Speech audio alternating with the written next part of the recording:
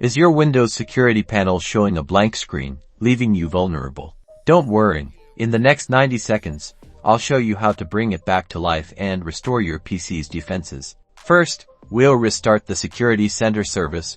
Go to the Windows search bar and type services.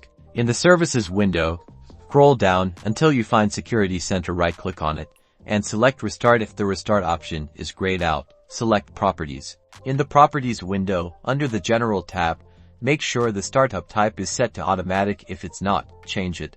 Then click Apply and OK.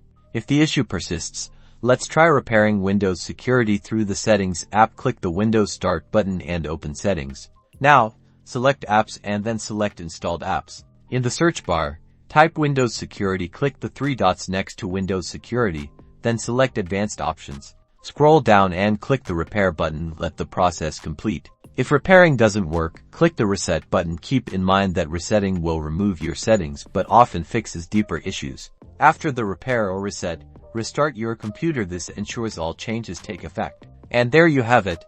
Your Windows security should now be back up and running, safeguarding your system from threats.